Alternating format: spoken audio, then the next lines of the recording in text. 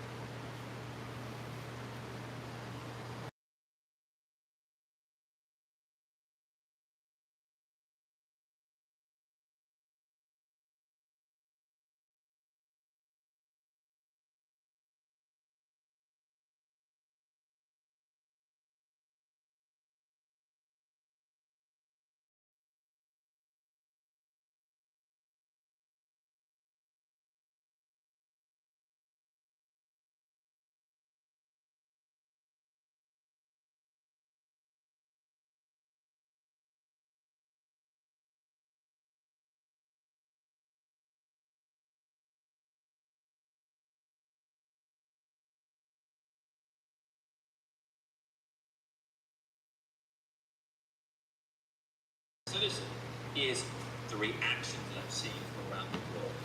Hi guys, I'm just cutting up some ginger. Here are the reactions. Even some of the strongest U.S. allies Some are fresh responding ginger. with their own effective sanctions, also known as tariffs. Look at Canada. You don't have to like Justin Trudeau. Justin Trudeau, I will give him credit for being the broken clock that is right twice a day. He said, hey, Canada's always been for the U.S. We've been a great ally. And now, because you kind of a little bit of fentanyl comes through, 0.2%, you're going to hit us, and you're going to use this to hit us hard because you can. Yeah, maybe we shouldn't be your ally as much. Mexico was not very much of an ally, but they're next door. You know, Europe, I mean, Trump is saying we're coming after Europe. Listen, on things like NATO, I always agree with Trump. A lot of those countries weren't paying their fair share. They were not paying what they agreed to pay. I'm a big believer. Your word is your bond. And they were not paying their share. Well, the U.S. did. That was wrong, and Trump was right. But now, with the Russia-Ukraine war started, Europe started to say, hey, if the U.S. can be a good ally, and maybe we should really take control of our own defense. By the way, good. But we'll come back to one that matters in a minute. Chinese are funding other countries to sell their goods for. They can't fund in the U.S., strengthening relationships in Southeast Asia, doing all this in Mexico, doing all this in Latin.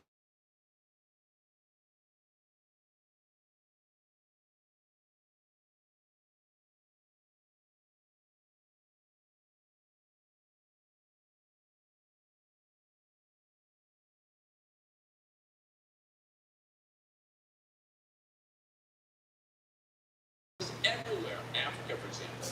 Southeast Asian countries where I'm saying now, switching their alliance from the U.S. to China. Why? Yeah. They want to get rich too.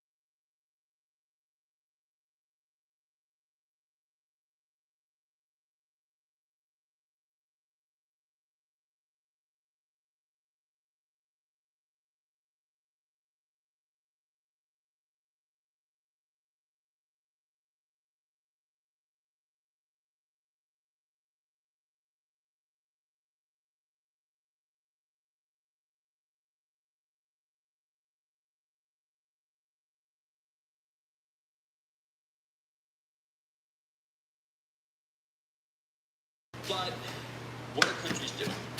What is that with the new Chinese AI? They call it NVIDIA stuff. How do you know if you found fresh ginger? Countries like China, for as much as they be maligned by U.S. politicians, they're doing some pretty interesting stuff. They're Oh, AI, broski. cars and all their stuff. You want the killer combination? One of the arguments that Ginger, I say, invest in black pepper, countries is just and invest in the fresh S&P 500 turmeric. companies, and they're the global leader in whatever they do. That is the inflammation bomb. Great for cancer, prostate cancer. Like I pretty much take that every day. If I'm not drinking it, I'm putting it in my like salads or my food. Ginger and turmeric.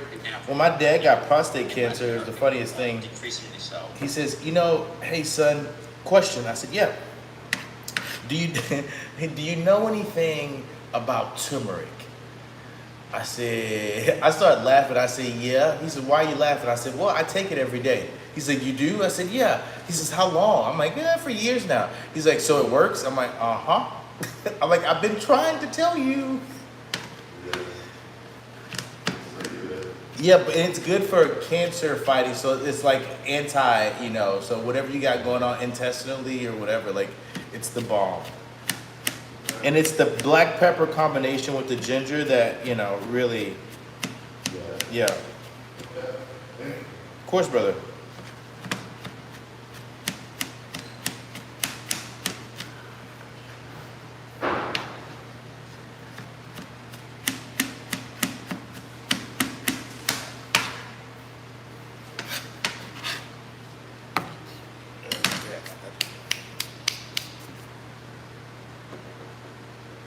So this idea that this is going to relies on the world. Number one, if you live in the United States, if you own a business, there may be fewer markets to sell to. Or there may be some kind of economic barrier imposed. I wonder when countries are going to start putting sanctions on.